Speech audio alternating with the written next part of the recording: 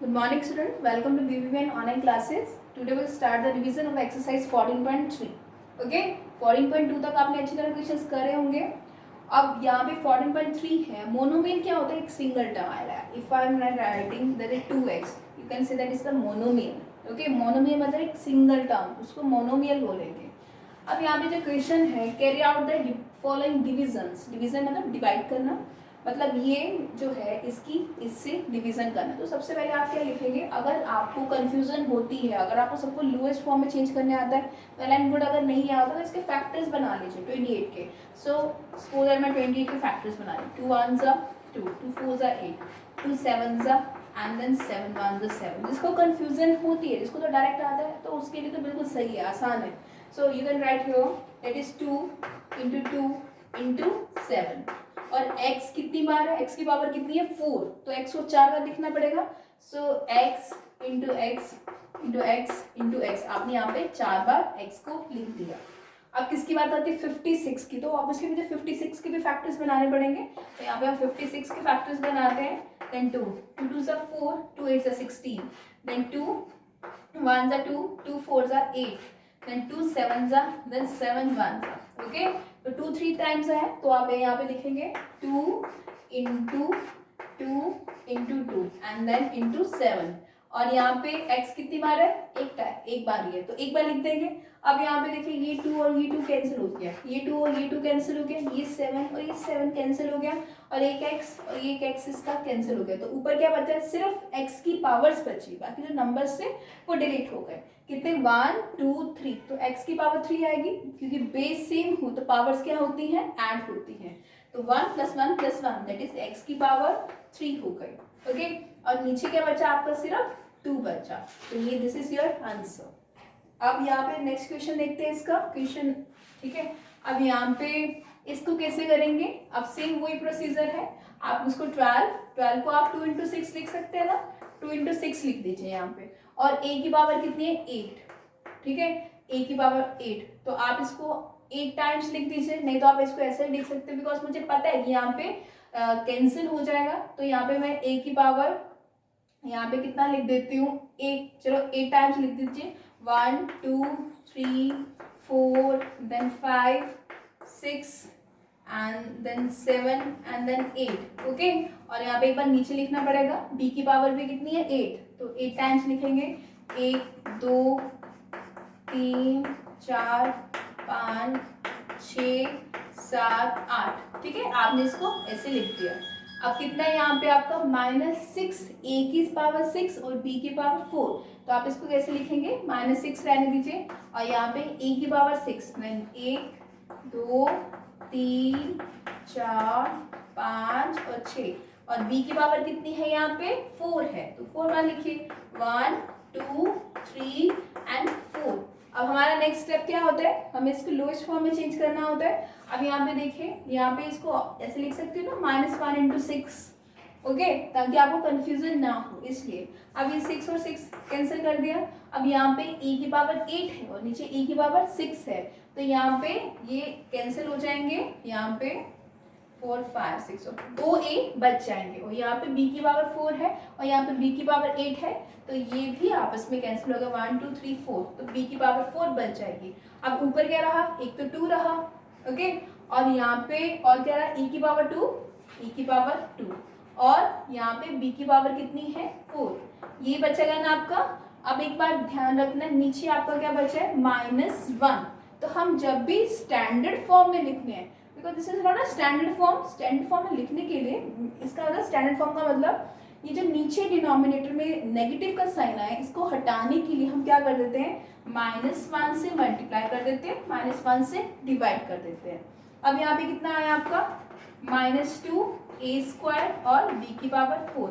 और ये जो नीचे डिनोमिनेटर में माइनस है, वो साइन क्या हो गया आपका?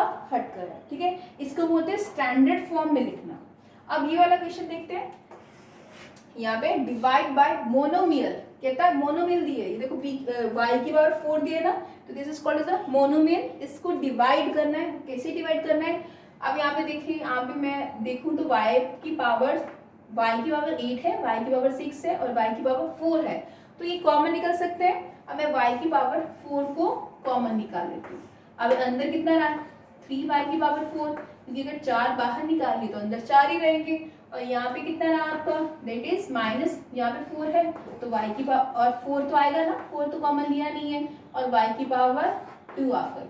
ओके, अब यहाँ पे बात करते हैं तो यहाँ पे कितना आया 5, क्योंकि y की पावर 4 तो हमने ऑलरेडी कॉमन में निकाल ली थी। अब डिनोमिनेटर में कितना आया आपका, y की पावर 4। अब ये आपस में कैंसिल हो जाएंगे, तो आपका आंसर कितना रहेगा, 3y की पावर 4 माइनस 4y की power square plus 5। This is your answer. Okay, अब ये क्वेश्चन देखते हैं। अब ये सॉल्व करने के लिए हमें क्या करना पड़ेगा, 8 तो कॉमन निकाला ही हुआ है ऑलरेडी। अब और देखते हैं कि कॉमन आ रहा है यहाँ पे, ठीक है, इन तीनों टर्म्स में, इसमें x की पावर 2 कॉमन आ जाएगी, और y की पावर यहाँ पे 2 है, यहाँ पे 3 है, यहाँ पे 2 है, तो इसका मतलब y की पावर भी 2 कॉमन आ सकती है। यहाँ पे z की पावर 2 है, यहाँ पे भी z की 2 है, यहाँ पे 3 है, तो इसका मतलब z की पावर 2 कॉमन आ रही है। ओके, अब यहाँ पे क्या बचा है, एक x बच गया है, क्योंकि y की स्क्वायर तो ऑलरेडी निकाली है और z की स्क्वायर भी निकाली है। अब यहाँ पे बात करें तो एक y बच जाएगा, यहाँ पे बात करें तो एक z बच जाएगा, और नीचे डिनोमिनेटर में कितना आपका 4x² y² and z²। Okay, अब ये तो ऑब्वियसली कैंसिल हो जाएंगे, क्योंकि ऊपर भी है x² y² z² and then 4 1s are 4, 4 2s are 8, so your answer is 2x plus 2y plus 2z। Okay, अगर आपको कॉमन नहीं लेना है तो सिंपल आप ऐसे भी लिख सकते हैं 2x plus y plus z। This is your answer. Okay, तो ये क्वेश्चन बिल्कुल अच्छी तरह करिए। ये मोनोमियल्स को कैसे डिवाइड करते हैं, ठीक है, डिवाइड कैसे करना होता है, ऑब्वियसली कॉमन आएगा, और कुछ क्वेश्चंस तो ऐसे भी आएंगे कि आपको फैक्टर्स बनाने पड़ेंगे फिर वो डिवाइड होंगे क्वेश्चन, वो हम नेक्स्ट जो क्वेश्चन है उसमें चलेंगे। अब इसका एक बार नेक्स्ट क्वेश्चन देखिए, see the question number 3। Okay, अब बहुत सारे क्वेश्चंस कर लिए, शायद आपको अच्छी तरह आ गए होंगे सारे क्वेश्चंस, बट अगर फिर भी डाउट होता है तो आप बिल्कुल मेरे से पूछेंगे, ठीक है। अब जैसे ये क्वेश्चन है, एक्चुअली यहाँ पे कितना है 10x माइनस 25 डिवाइडेड बाई 5, ये तो आपको दे दिया कि डिवाइड करना है 5 से, लाइक ऐसे। सबसे पहले आप ऐसे लिखेंगे कि 10x माइनस 25 है और ये डिवाइडेड बाय 5। ओके, अब माइंड में आएगा कि अरे इसको सॉल्व कैसे करना है, ठीक है। अब सॉल्व करना है तो फिर हम जाएंगे 14.1 में, एकदम पीछे जाएंगे कि हाँ कि जब इस टाइप के क्वेश्चन होते थे, सपोज ये है, इसको भूल जाइए एक बार कि ये डिवाइडेड बाय 5 है, तो मैम ने क्या करा था, कॉमन निकालना सिखाया था हमें, ठीक है, बस वही करना है, कॉमन निकालना है।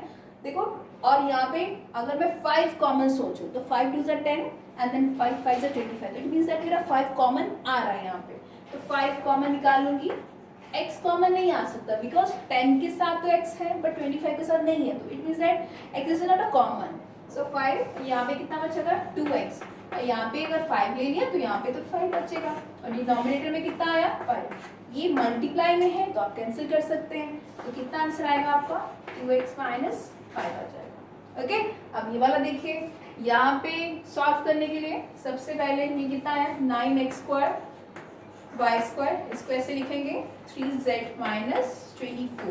ओके, और यहाँ पे कितना है आपका 27x y z minus 8।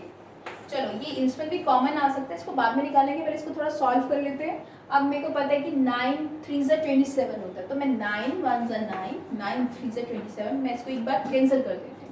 Okay, फिर मैंने यहाँ पे देखा कि यहाँ पे तो x की पावर 2 है, यहाँ पे x की पावर 1 है, तो इसका मतलब एक x की पावर कैंसिल हो जाएगी, तो सिर्फ एक बच जाएगा।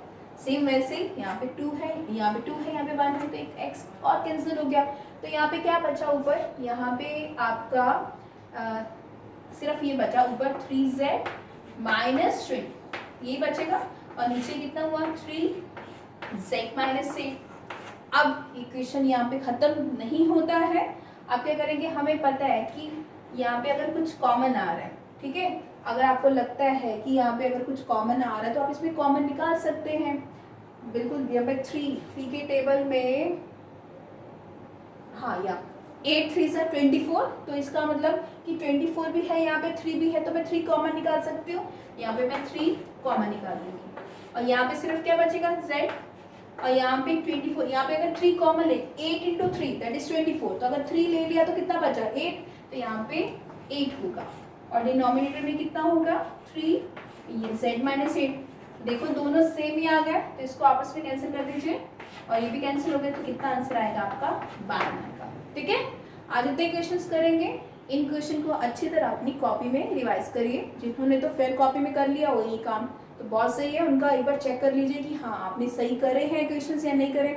और जिन्होंने नहीं करा है ये काम, ठीक है, जब मैंने ये करवाया था चैप्टर तो वो नहीं थे, ग्रुप में ऐड नहीं थे या क्या प्रॉब्लम रही होगी, तो वो इन क्वेश्चंस को अच्छी तरह समझ करके अपनी फेयर कॉपी में कर लें। ओके।